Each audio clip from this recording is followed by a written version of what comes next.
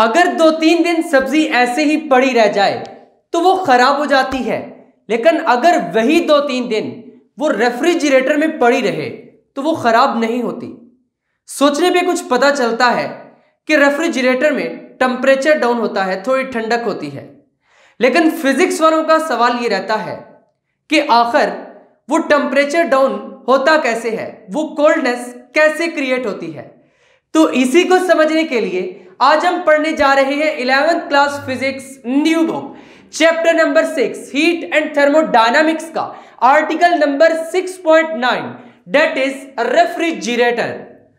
तो इससे पहले कि आज के इस लेक्चर को स्टार्ट करें, अगर अभी तक आपने फिजिक्स इनसाइड आउट को सब्सक्राइब नहीं किया तो जल्दी से सब्सक्राइब करके बेल आइकन के बटन को क्लिक कर दें, ताकि जैसे ही नेक्स्ट लेक्चर्स अपलोड हो आपको साथ के साथ नोटिफिकेशंस मिलते रहें और आप एग्जाम की बहुत ही अच्छे से तैयारी करके बहुत अच्छे मार्क्स ले सकें। और आज की इस वीडियो को लाइक कर दीजिए ताकि लेक्चर को पूरे मजे से स्टार्ट किया जा सके। लास्ट लेक्चर में हमने कैर्नो इंजन एंड कैर्नो थ्योरम पढ़ा था और उससे पहले वाले लेक्चर में heat engine and second law of thermodynamics को बहुत ही डिटेल में डिस्कस किया था। रेफ्रिजरेटर वाले आर्टिकल को पढ़ने से पहले लाजमी है कि आपको सेकंड लॉ ऑफ थर्मोडायनामिक्स अच्छे तरीके से आता हो और हीट इंजन के बारे में आपको नो हो। तो अगर वो वाला लेक्चर आपने अभी तक अटेंड नहीं किया तो उसका लिंक आपको डिस्क्रिप्शन में मिल जाएगा और इसके साथ साथ कमेंट सेक्शन में मिल जाएगा, वहां से आप इजीली असेस कर सकते हैं। तो आज के लेक्चर में हमने रेफ्रिजरेटर के बारे में पढ़ना है। देखो, फ्रिज तो सबने देखा हुआ है। तो फ्रिज में क्या होता है, आप जब चीजें फ्रिज में रखते हैं, कोई भी चीज फ्रिज में रखते हैं तो उसका टेम्परेचर क्या होता है, डाउन हो जाता है, यानी वो ठंडी हो जाती है। तो इसका मतलब है कि रेफ्रिजरेटर भी कोई एक ऐसी डिवाइस है जो टेम्परेचर को लो करती है। लेकिन हमने समझना यह है कि टेम्परेचर लो होता कैसे है, टेम्परेचर ड्रॉप होता कैसे। देखो, पहले हम पढ़ चुके हैं हीट इंजन के बारे में, वहीं से थोड़ा सा स्टार्ट लेते हैं।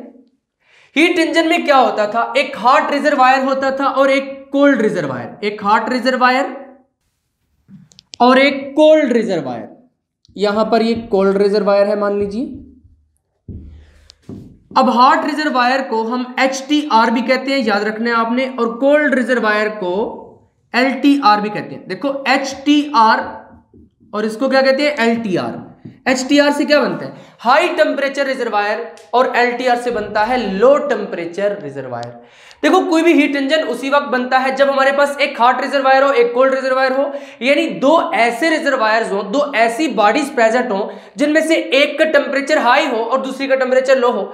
अब इनके दरमियान ये इंजन क्या करता है, ऑपरेट करता है। मान लो ये इंजन है।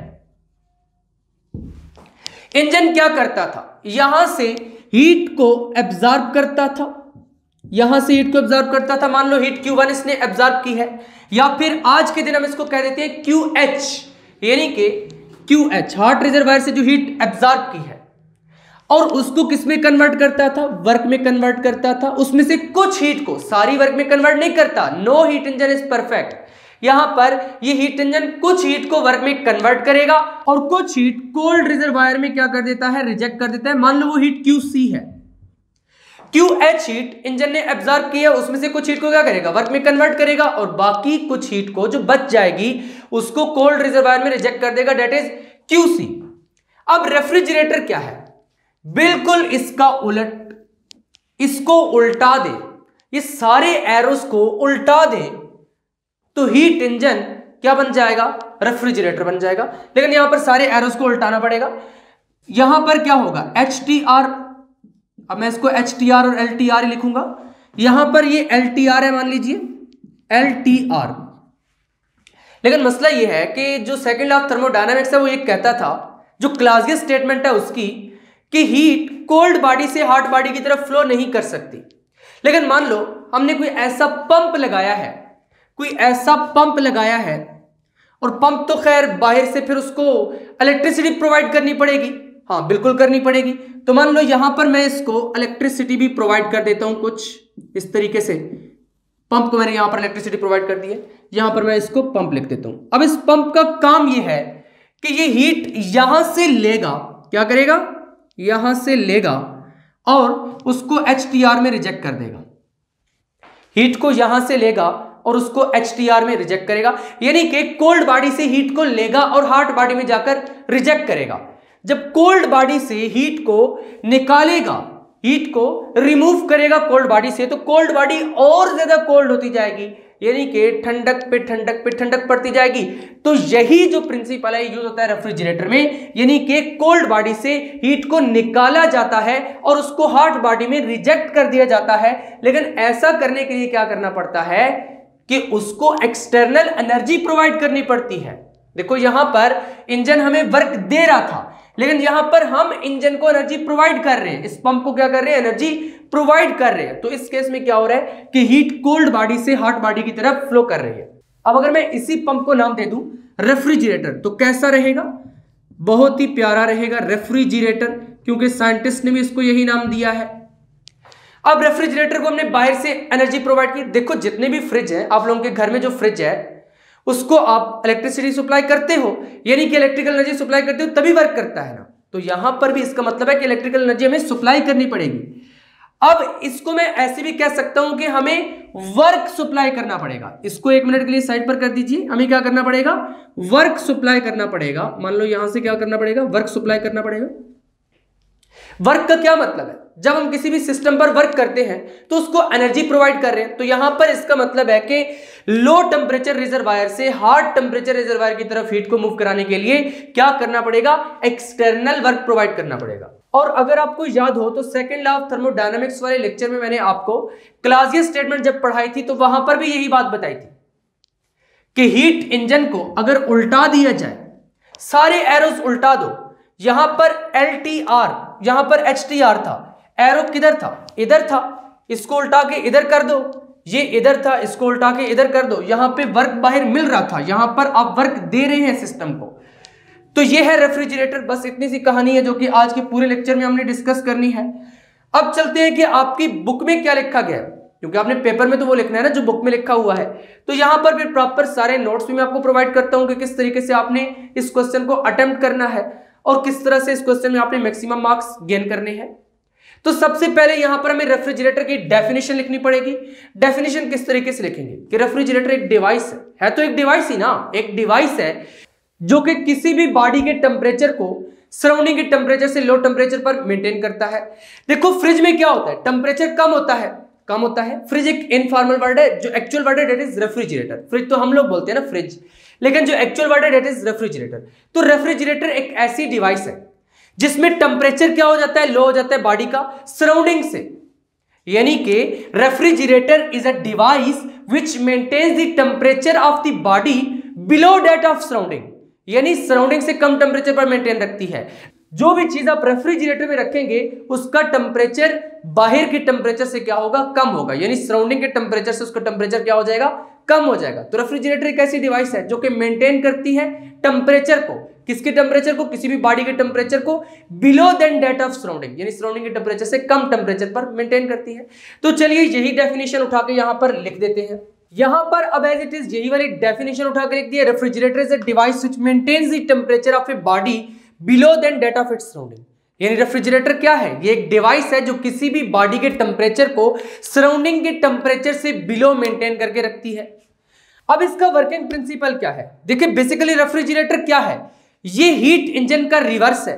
हीट इंजन क्या करता है, हॉट रिजर्वायर से हीट लेता है, उसमें से कुछ हीट को वर्क में कन्वर्ट करता है और बाकी की हीट को कोल्ड रिजर्वायर में रिजेक्ट कर देता है। लेकिन रेफ्रिजरेटर क्या करता है, जिस तरह के यहां पर डायग्राम में दिखाया गया है, ये हाई टेम्परेचर रिजर्वायर है, ये लो टेम्परेचर रिजर्वायर है। अब ये रेफ्रिजरेटर क्या कर रहा है, इस हीट को यहां से एक्सट्रैक्ट कर रहा है, यानी यहां से हीट को रिमूव कर रहा है और हीट को किधर आउट कर रहा है, हायर टेम्परेचर रिजर्वायर में, और साथ के साथ बाहर से क्या मिल रहा है, वर्क। देखो रेफ्रिजरेटर को हीट लो टेम्परेचर रिजर्वायर से हायर टेम्परेचर रिजर्वायर तक पहुंचाने के लिए वर्क डन करना पड़ रहा है, यानी कि यहां पर हम एक्सटर्नल एनर्जी प्रोवाइड कर रहे हैं with the expenditure of energy, ये काम हो रहा है।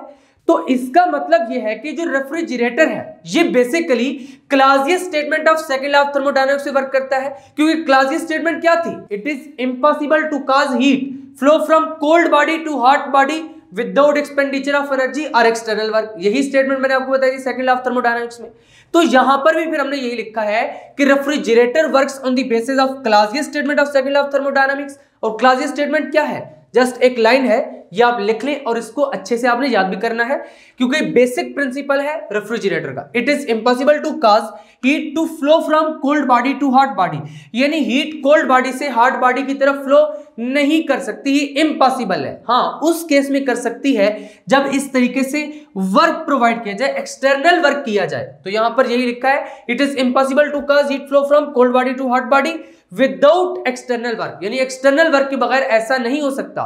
तो फिर ये किस तरीके से रेफ्रिजरेटर का प्रिंसिपल है? रेफ्रिजरेटर में हीट लो टेम्परेचर रिजर्वायर से हायर टेम्परेचर रिजर्वायर की तरफ फ्लो कर रही है with the aid of external work. यहां पर एक्सटर्नली एनर्जी को यूज किया जा रहा है, स्पेंड किया जा रहा है, with the expenditure of energy ये वर्क हो रहा है। यहां तक अब आपको ये तो समझ आ चुका है कि रेफ्रिजरेटर का बेसिक वर्किंग प्रिंसिपल क्या है, कि Clausius statement of second law of thermodynamics से वर्क करता है। अब हमने देखना है कि रेफ्रिजरेटर एक्चुअली वर्क करता कैसे है, जो रेफ्रिजरेटर में ठंड बनती है वो कैसे बनती है। तो चलिए यहां पर वर्किंग की हेडिंग लगाते हैं और आगे बढ़ते हैं। यहां पर अब वर्किंग की हेडिंग लगाकर रेफ्रिजरेटर की वर्किंग को एक्सप्लेन कर दिया है। देखो हीट इंजन में क्या होता था, क्योंकि हीट इंजन की वर्किंग से ही दोबारा से हमने यहां पर रेफ्रिजरेटर की वर्किंग को समझना है। हीट इंजन इसी वजह से मैंने आपको पढ़ाया था सबसे पहले। देखो हीट इंजन में क्या होता है, हीट इंजन हीट को एब्जॉर्ब करता है कहां से? HTR से, हार्ड टेम्परेचर रिजर्वायर से, और उसमें से कुछ हीट को वर्क में कन्वर्ट करता है और बाकी की हीट को क्या करता है? रिजेक्ट कर देता है। और साइकिल में वर्क करता है, यानी साइकिल में सीरीज ऑफ प्रोसेसेस हो रहे होते हैं। वो हीट एक्सट्रैक्ट करता रहता है, उसमें से कुछ हीट को वर्क में कन्वर्ट करता है, बाकी हीट को रिजेक्ट करता है। ये साइकिल चलता रहता है और कंटिन्यूअसली वर्क प्रोवाइड करता रहता है। सिमिलरली जो रेफ्रिजरेटर है ये भी बेसिकली एक साइकिल में वर्क करता है। इसी वजह से हमने लिखा है अ refrigerator works in a cyclic process, यानी ये भी साइक्लिक प्रोसेस में वर्क करता है, but in the reverse manner. देखो बच्चों, हीट इंजन में ऐसे चल रहा था, हीट यहां से लेता था, कुछ वर्क में कन्वर्ट करता था, बाकी रिजेक्ट करता था। लेकिन यहां पर क्या हो रहा है? रिवर्स मैनर में वर्क कर रहा है। रेफ्रिजरेटर हीट इंजन से रिवर्स मैनर में वर्क करता है। कैसे? यहां से हमें वर्क सप्लाई करना पड़ता है। पहले सिस्टम वर्क करके दे रहा था, लेकिन अब क्या करना पड़ रहा है? हमें सिस्टम पे वर्क करना पड़ रहा है। और रेफ्रिजरेटर क्या कर रहा है? हीट को LTR से रिमूव कर रहा है, एक्सट्रैक्ट कर रहा है, और बाहर से जो वर्क किया जा रहा है उसकी मदद से उस हीट को HTR में रिजेक्ट कर रहा है। यानी यहां पर कोल्ड बॉडी से हॉट बॉडी की तरफ हीट फ्लो कर रही है with the expenditure of energy या with the help of external work. इसी वजह से हमने यहां पर लिखा है refrigerator extract heat from cold reservoir. Refrigerator क्या करता है?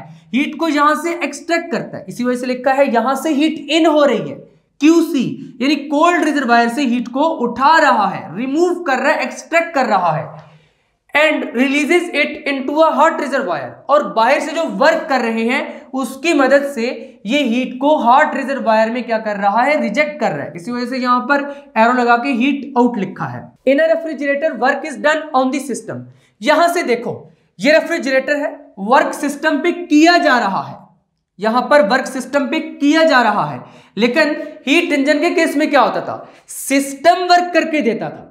यानी कि रेफ्रिजरेटर के केस में work done on the system हो रहा है, लेकिन हीट इंजन के केस में क्या था? Work done by the system हो रहा था।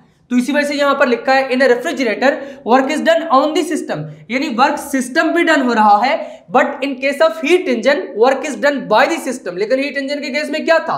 सिस्टम वर्क करके दे रहा था। नेक्स्ट पॉइंट क्या है? Heat QC is extracted from the low temperature reservoir. अब यहां से ये जो पॉइंट है ये बेसिकली वर्किंग को एक्सप्लेन कर रहा है। किस तरीके से? Heat QC is extracted from the low temperature reservoir at temperature T1। देखो लो टेम्परेचर रिजर्वायर का टेम्परेचर कितना है? T1। यानी T1 टेम्परेचर पर ये जो रेफ्रिजरेटर है ये क्या कर रहा है? Heat QC amount of heat को यहां से एक्सट्रैक्ट कर रहा है। जब QC अमाउंट ऑफ हीट को एक्सट्रैक्ट कर रहा है और कैसे कर रहा है? By mean of compressor. देखो आपने सुना होगा रेफ्रिजरेटर में कंप्रेसर होता है, तो यहां पर उसी कंप्रेसर की बात हो रही है कि बाय मीन ऑफ कंप्रेसर ये क्या करता है, यहां से हीट को रिमूव करता है, यहां से हीट को एक्सट्रैक्ट करता है and then transfer to the high temperature reservoir. और उसके बाद ये जो हीट है ये हाई टेम्परेचर रिजर्वायर में ट्रांसफर होती है by mean of external work या फिर with the help of external work, यानी एक्सटर्नल वर्क के जरिए। अब हमने यहां पर फाइंड करना है कि जो वर्क डन यहां पर ये हमने लिखा है कि वर्क डन करना पड़ेगा, क्योंकि देखो एक्सटर्नल वर्क डन करेंगे तभी तो हीट कोल्ड बॉडी से हॉट बॉडी की तरफ फ्लो करेगी। लेकिन अब क्वेश्चन ये आता है कि ये एक्सटर्नल वर्क डन कितना होगा या फिर कितना होना चाहिए, तो चलिए उसको कैलकुलेट करते हैं। अब यहां पर ये वर्क कैलकुलेट करने के लिए यानी कि कितना वर्क प्रोवाइड करना पड़ेगा हीट को इधर से इधर फ्लो करवाने के लिए, करते हम कुछ इस तरह से हैं कि यहां पर एनर्जी के फ्लो को ऑब्जर्व करते हैं कि एनर्जी किस तरीके से फ्लो हो रही है। देखो बेसिकली यहां पर अगर आप ऑब्जर्व करें तो ये QC और ये है W। वर्क क्या है? ये भी basically addition subtraction of energy है। किस तरीके से? जब आप सिस्टम को एनर्जी प्रोवाइड करते हैं, सिस्टम पे वर्क करते हैं तो सिस्टम को एनर्जी प्रोवाइड करते हैं, यानी जो वर्क है बेसिकली एनर्जी के साथ रिलेटेड है।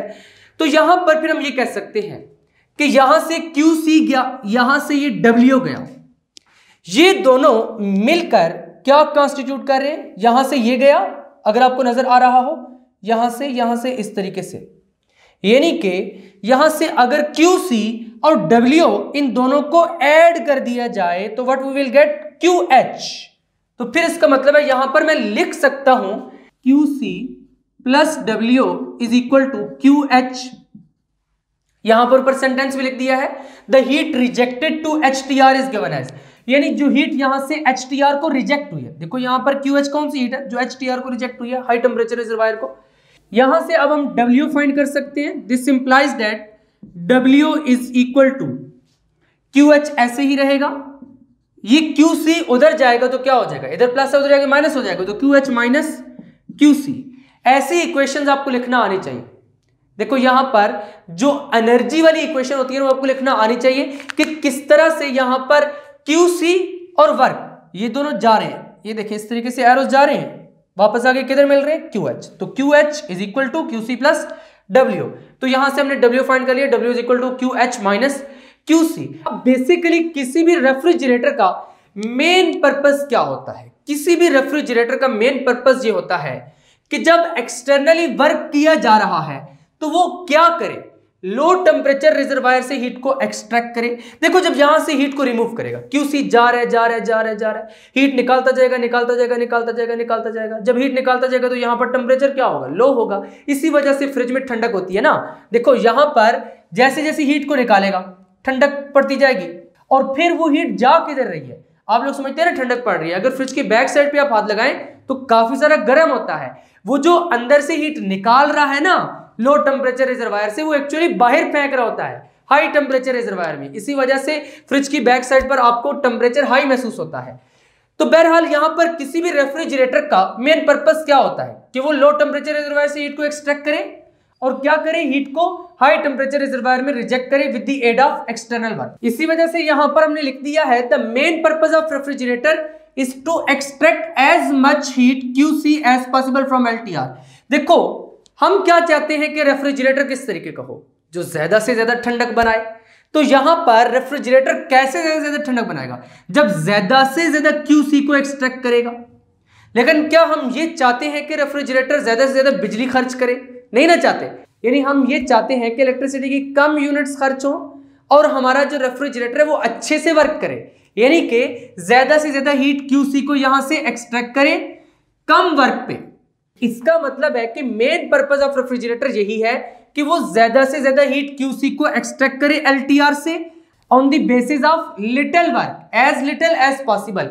जितना पॉसिबल हो सके कम वर्क करके ज्यादा से ज्यादा हीट को यहां से एक्सट्रैक्ट किया जाए कि कम वर्क के बदले में हमें ज्यादा ठंडक मिले, ये कहना है यहां पर फिर इसी को क्वांटिफाई करने के लिए, यानी कोई भी रेफ्रिजरेटर कितना ज्यादा अच्छे तरीके से वर्क कर रहा है। जिस तरह इंजन के केस में हम कहते थे फला इंजन इतना एफिशिएंट है, फला इंजन की इतनी एफिशिएंसी है, तो यहां पर रेफ्रिजरेटर के केस में फिर हम कहते हैं कोएफिशिएंट ऑफ परफॉर्मेंस। इस तरह वहां पर एफिशिएंसी होती थी, इसी तरह से यहां पर कोएफिशिएंट ऑफ परफॉर्मेंस होता है। तो चलिए यहां पर हेडिंग लगाते हैं कोएफिशिएंट ऑफ परफॉर्मेंस और उसको भी डिस्कस करते हैं। नेक्स्ट हेडिंग यहां पर लगा दी है coefficient of performance of refrigerator. तो coefficient of performance of refrigerator क्या है, इसको बिल्कुल ही सिंपल वर्ड्स में समझते हैं, यानी कि जरा अपनी थोड़ी सी देसी लैंग्वेज में समझते हैं कि coefficient of performance of refrigerator क्या है। फिर आएंगे कि फिजिक्स क्या कहती है, लेकिन पहले जरा थोड़ा कंसेप्ट समझने की कोशिश करते हैं। देखो फ्रिज तो है ना सबके घर, अब आप फ्रिज से क्या चाहते हैं, जो कुछ आप फ्रिज से चाहते हैं ना उसको हम फिजिक्स में कहते हैं coefficient of performance of refrigerator. अब कोई भी फ्रिज है, मान लो कोई भी फ्रिज है, रेफ्रिजरेटर है, क्या है, रेफ्रिजरेटर है, यहां पर मैं लिख देता हूं रेफ्रिजरेटर। आप इससे क्या चाहते हैं कि कम बिजली खर्च करे, ऐसा ही चाहते हैं ना। जो रेफ्रिजरेटर बिजली का बहुत सारा बिल बना दे, बहुत सारी यूनिट्स कंज्यूम कर दे, वो तो आप नहीं चाहते। आप चाहते हैं कि ये कम से कम इलेक्ट्रिसिटी का खर्च करे, यानी यहां पर हमारा जो बिल है वो कम आए। इसका मतलब है आपका पहला इंटरेस्ट ये है कि कम वर्क डन करना पड़े। क्या करना पड़े, कम वर्क डन करना पड़े। और दूसरा आप रेफ्रिजरेटर से क्या चाहते हैं, अच्छी सी ठंडक बनाए ताकि बहुत अच्छी सी बर्फ बन जाए, उसके बाद सब्जी वगैरह खराब ना हो। यानी आप चाहते हैं कि फ्रिज में, रेफ्रिजरेटर में अच्छी सी ठंडक बने। तो इसका मतलब है कि आप ये चाह रहे हैं कि वो हीट क्यू को अंदर से रिमूव कर दे, यानी अंदर से हीट इतनी रिमूव करे कि अच्छा सा ठंडा सा टेम्परेचर मेंटेन हो जाए, ताकि जो अंदर आपने चीजें रखी हुई है वो बिल्कुल भी खराब ना हो, यानी उनका टेम्परेचर डाउन रहे। तो इसका मतलब है दूसरी चीज आप ये चाहते हैं कि वो ज्यादा से ज्यादा हीट को क्या करे, रिमूव करे। तो इट्स मीन दूसरी चीज जो आप चाहते हैं दैट इज हीट रिमूव्ड। तो अगर बिल्कुल समरी की तरफ आए तो आप ये चाहते हैं कि रेफ्रिजरेटर ज्यादा से ज्यादा हीट को रिमूव करे और कम वर्क करना पड़े, यानी कम इलेक्ट्रिसिटी प्रोवाइड करनी पड़े, कम वर्क करना पड़े। तो बच्चों यही वाली जो रेशियो है इसको हम कहते हैं coefficient of performance of refrigerator. The ratio of heat Q remove from LTR, heat removed, the ratio of heat QC remove from LTR to the work done is called. Ratio है, देखो इस तरह बटे में जो लिखते हैं ये रेशियो होती है, ratio of heat remove to work done. तो इसी को क्या कहते हैं, coefficient of performance of refrigerator. तो यहां पर फिर आपको समझ आया कि कोएफिशिएंट ऑफ परफॉर्मेंस का क्या मतलब है। तो यहां से फिर हम ये भी लिख सकते हैं कि बेटर रेफ्रिजरेटर, अच्छा रेफ्रिजरेटर कौन सा होगा, अच्छा रेफ्रिजरेटर वो होगा जो ज्यादा से ज्यादा हीट को रिमूव करे और वर्क डन कम करना पड़े, यानी इलेक्ट्रिसिटी कम कंज्यूम करे। तो यहां पर फिर ये वाली लाइन भी लिख देते हैं, a better refrigerator will remove a larger quantity of heat from inside the refrigerator. जो बेटर रेफ्रिजरेटर होगा वो क्या करेगा, ज्यादा हीट को रिमूव करेगा रेफ्रिजरेटर में से for the expenditure of a smaller amount of mechanical और इलेक्ट्रिकल वर्क, यानी कि वर्क कम करना पड़ेगा, वो कम बिजली खर्च करेगा। अब यहां पर हमने इसी coefficient of performance of refrigerator का एक्सप्रेशन लिखना है, मैथमेटिकल एक्सप्रेशन। तो कैसे लिखेंगे, the coefficient of performance of a refrigerator can be given by. तो यहां पर अभी हमने क्या लिखा था, the ratio of heat Q remove from LTR QC to work done, यानी क्यूसी ओवर डब्ल्यू हो जाएगा, रेशियो का यही मतलब है। तो coefficient of performance of refrigerator को हम ई से लिखते हैं, ई इज इक्वल टू किस किस की रेशियो है, क्यूसी टू डब्ल्यू। तो क्या लिखेंगे, क्यूसी ओवर डब्ल्यू। अभी हमने वर्क डन ये वाला कैलकुलेट किया था, इस कोएफिशिएंट ऑफ परफॉर्मेंस को डिस्कस करने से पहले वो कितना आ रहा था, QH माइनस QC। तो उसको यहां पर पुट कर दीजिए, तो क्या हो जाएगा, this implies that E is equal to QC over QH minus QC। यहां पर आप सिंस करके लिख भी दीजिए, W is equal to QH minus QC। क्या लिखेंगे, QH माइनस QC। अब यहां पर QC कौन सी हीट है, QC वो हीट है जो कि LTR से एक्सट्रैक्ट की जा रही है, और QH कौन सी हीट है, ये वो हीट है जो कि HTR में रिजेक्ट की जा रही है। ये जो QC हीट है ये कौन से टेम्परेचर पर LTR में से एक्सट्रैक्ट हो रही है, एट टेम्परेचर T1। और ये जो QH है ये रिजेक्ट कौन से टेम्परेचर पर हो रही है, T2 पे। इसका मतलब है कि QC प्रोपोर्शनल है T1 के और QH प्रोपोर्शनल है T2 के। तो यहां पर फिर हम क्या करेंगे, QC की जगह पर T1 लिख देंगे और QH की जगह पर क्या लिख देंगे, T2। तो चलिए लिखते हैं, यहां पर फिर क्या लिखेंगे, since Q is directly proportional to T, कमसो, क्योंकि QH T2 के डायरेक्टली प्रोपोर्शनल है, QC किसके डायरेक्टली प्रोपोर्शनल है, T1 के, तो डायरेक्टली लिख दिया Q is directly proportional to T। तो इस केस में क्या हो जाएगा, E is equal to QC की जगह पर क्या लिखेंगे, T1, और QH की जगह पर क्या लिखेंगे, T2। अगेन से QC है तो QC की जगह पर क्या लिखेंगे, T1 लिखेंगे, तो यहां पर T1 लिख दीजिए। अब ये क्या है, ये भी तो expression coefficient of performance of refrigerator है, वो इन टर्म्स ऑफ हीट था, ये इन टर्म्स ऑफ टेम्परेचर है, तो यहां पर लिख देते हैं this is expression for coefficient of performance of a refrigerator, for coefficient of performance of refrigerator in terms of temperature. Finally आज के लेक्चर में हमने क्या क्या पढ़ा है, सबसे पहले रेफ्रिजरेटर के बारे में पढ़ा है, रेफ्रिजरेटर की डेफिनेशन देखी है, उसके बाद प्रिंसिपल, उसके बाद वर्किंग, और फिर उसके बाद coefficient of performance of refrigerator. तो यहां पर अब इस आर्टिकल में से कई शॉर्ट क्वेश्चंस बन सकते हैं, जैसे कि working principle of refrigerator short question में आ सकता है, what is the working principle of a refrigerator, what is refrigerator, या फिर what is the coefficient of performance of refrigerator, या फिर how can you calculate the coefficient of performance of refrigerator, या फिर इस तरीके से भी क्वेश्चन आ सकता है what is the condition for better refrigerator. तो यहां पर जो आपको सेंटेंस लिखवाया था वही वाला सेंटेंस आपने उठाकर लिख देना है, बेटर रेफ्रिजरेटर वाला। उसके बाद ये जो रेफ्रिजरेटर वाला आर्टिकल है ये लॉन्ग क्वेश्चन में भी आ सकता है, लेकिन लॉन्ग क्वेश्चन में इस तरीके से आएगा कि इसके साथ सेकंड लॉ मिलाया जाएगा, जो सेकंड लॉ ऑफ थर्मोडायनामिक्स है उसको मिलाया जाएगा और उसके साथ इसको मिलाया जाएगा, या फिर हीट इंजन के साथ भी मिलाया जा सकता है। यूजुअली सेकंड लॉ के साथ मिला दिया जाता है, state second law of thermodynamics and what are the two major statements of second law of thermodynamics. फिर आपने केल्विन स्टेटमेंट भी लिखनी है, क्लासियस स्टेटमेंट भी लिखनी है, और उसके बाद अगर कहा जाए कि एक्सप्लेन रेफ्रिजरेटर तो रेफ्रिजरेटर को एक्सप्लेन कर देना है इसी तरीके से। और ये वाली डायग्राम भी आपने बनानी है, proper neat and clean diagram बनानी है। अब बहुत से बच्चे क्वेश्चन पूछते हैं सर डायग्राम हम लेड पेंसिल से बना सकते हैं, तो जी नहीं, बिल्कुल भी आपने लेड पेंसिल से डायग्राम नहीं बनानी। आप डायग्राम को क्या करेंगे, यहां पर मार्कर से बना सकते हैं, और मार्कर से इसकी बड़ी एक लुक बनती है। अगर इसको आप मार्कर से ड्रा करें, यहां पर मार्कर से, और फिर जो राइटिंग है इसको आप पेन से कर दें या फिर बॉल पॉइंट से। और बॉल पॉइंट के बारे में क्या है, ब्लू और ब्लैक बॉल पॉइंट अलाउड है, रेड बॉल पॉइंट आपने नहीं यूज करनी, और लेड पेंसिल भी नहीं यूज करनी।